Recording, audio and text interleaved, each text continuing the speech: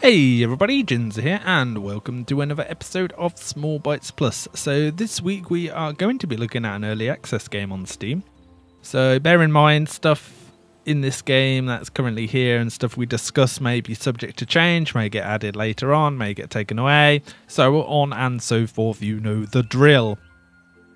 I tend to try and avoid early access games that are quite early in their development cycle, but this one holds a lot of promise, and as you can see, it's a very pretty looking game. It is of course Stellar Overload. So just what is Stellar Overload? Well, it is a crafting game. I say crafting game because it has blocks. You can place blocks, you craft armor and weapons, but it's not I wouldn't say it's like Minecraft, which everybody compares literally every crafting game to. I would say it's more like a games franchise called 3029. I believe that was the first one. I think 3089 was the second one. It reminds me a lot of that. It's a game that's focused a lot on ranged combat and doing little stories and quests for, obviously this little village town is your starting one, and this is where you get your first quests. And it's heavily revolved around that, exploring the planets, going to different ones and killing the Menace, which is the opposing fraction that are obviously evil and trying to do evil stuff just like all evil doers do. So the game itself, as I've already said, is a very pretty looking game. It doesn't use just square blocks, you can actually manipulate blocks to make them into different shapes. So I can actually show you a bit of that now. So we have a bog standard block, and if you hold Alt down and use the mouse wheel, you can actually manipulate it into different shapes, which you can build some very fancy stuff. As you see, they have built this little starting town that you start off with all the different NPCs in, entirely out of these style of blocks, and they've got some really nice effects.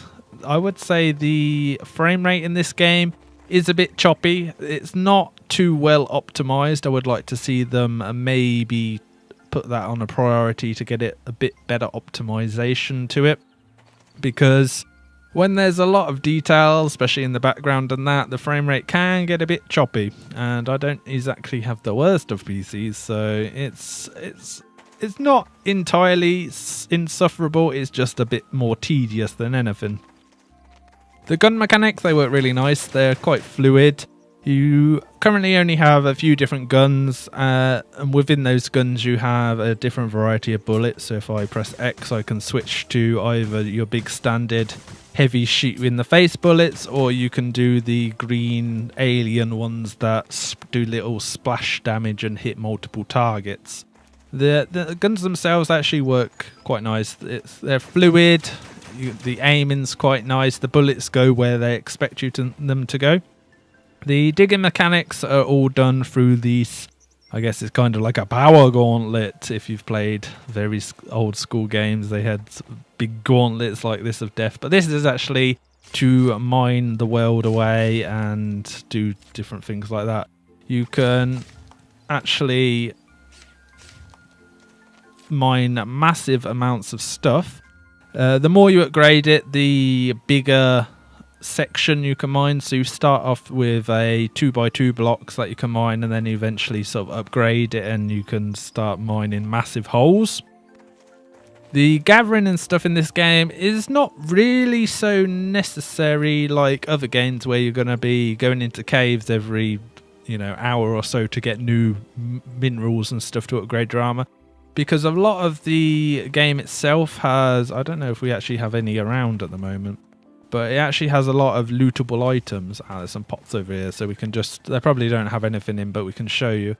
So around all these different villages, if we go to the map, you'll see the map shows you all different little locations, and you'll find little villages, and you can open these pots on various cupboards and stuff, and you find a lot of the stuff that you're going to need throughout this game inside them. So you don't necessarily ever really need to go into the caves. I think I've ever only been into the caves to get a type of gem. I couldn't find it anywhere else. It was moonstone, which I needed to make something for one of the quests. So, it's quite nice. I kind of like that. I kind of like the whole crafting thing to be sort of a side thing rather than, it's just about the crafting. Because I like doing quests, I like exploring and doing different stories, and this is what this game is about. The game itself currently offers, I would say, about a day's worth of play if you're just going on the quests. So you do a series of quests, you go to different locations, you help different people out, you make different items, and you eventually leads up to you going to a ginormous fortress where it was quite impressive. It was massive, different rooms to explore, and there was a boss in there, and it was quite a challenging boss, and that is pretty much at the moment where the quest line ends. They have plans to expand that later, of course. You currently also have a planet that is your starting planet. It does generate it randomly, but certain things such as the NPC towns and some of the little quest hubs, obviously they're going to be there regardless. But the little worlds themselves are quite unique. It's actually a block itself. So if we go to the edge of the world... Oh no, we're going to fall into space. No, because you flip over to the other side of the block. The mechanic is quite nice, but it does get a bit dodgy at times. You do have to, once you get your jetpack, it makes it a bit easier. But as you see, now we flipped onto a different side of the world. And as you see here, it shows you all the different blocks. So obviously it's a cube, so it's made up of different blocks. So this is actually the map system. You can only currently explore this world. But as you can see in the background, there are different worlds floating around, and they eventually are going to allow you to fly to these different worlds. So if we go back to the little hub, I can show you how you would go about doing that.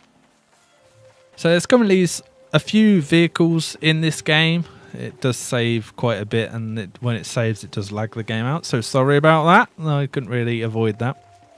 But yeah, they currently have a few different vehicles in this world already pre-built, these little hovercrafts, but you can actually either break them down yourselves or find different power cores.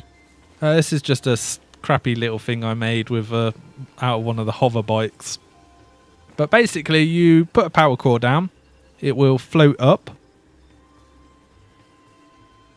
and then you can actually attach blocks to it. And you attach a thruster and a pilot seat, sun glare, and a pilot seat to it, and then you can actually use this as, I guess, a kind of mount, and you can actually fly around, and it is a quick way to get around the worlds. And obviously this will be the way to get to different actual worlds other than the current one you're on. So if you want to go explore other worlds, later on we'll be able to fly out the atmosphere and actually fly off to another world to continue the quest, continue the exploration, and to see some different biomes, because obviously this biome is pretty much just sort of grasslands. You do have different enemies. So the enemies in this game are quite lackluster at the moment. You have... Let's actually get off my mount. Have to crouch to lower it down. The controls are a bit finicky, but if you're used to crafting games, you'll probably pick this up pretty easily. It does get a little bit getting used to, and the crafting controls, there's actually a lot to them. I would advise going through the different controller options and seeing all the different settings, because you can do a damn sight amount with the blocks, and you can rotate them all different ways. But basically these are the current enemies. So the enemies consist of legionnaires and centurions. They pretty much look exactly the same, they just have different guns. And there's also these ginormous floating orbs that shoot electricity at you. And I think I have some in my inventory. There's these little arculoid. So these are actually blocks, and you can actually place them down yourselves. But when you're exploring like the enemy bases and that, you'll find these. I believe it's these ones. It might be. No, it's the purple ones we want.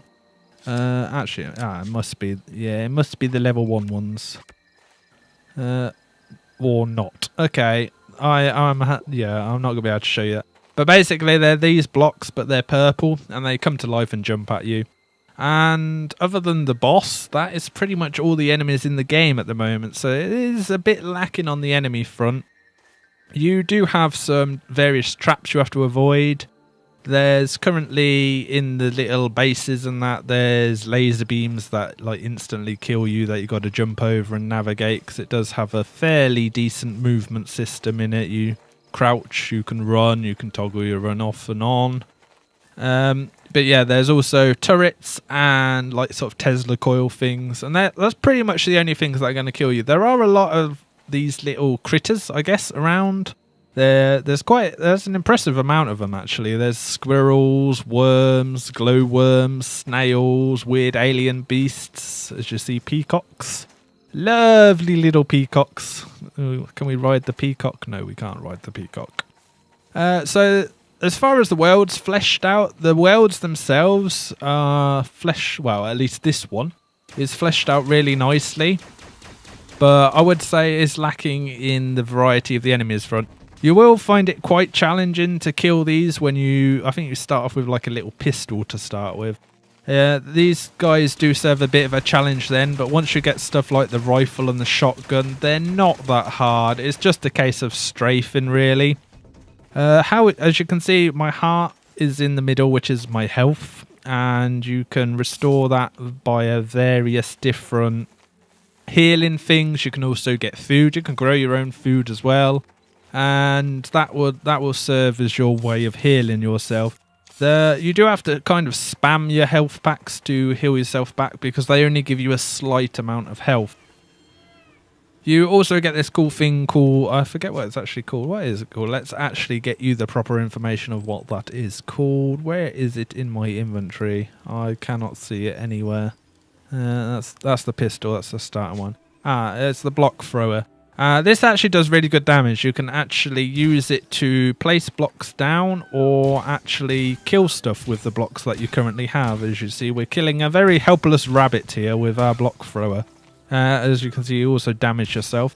But you can also use the right mouse button to place blocks down from a faraway place. So, if you want to build yourself a bridge and you can't reach it via your crafting controls and your little gauntlet, you can actually use this to fire blocks over and build yourself a very crude bridge.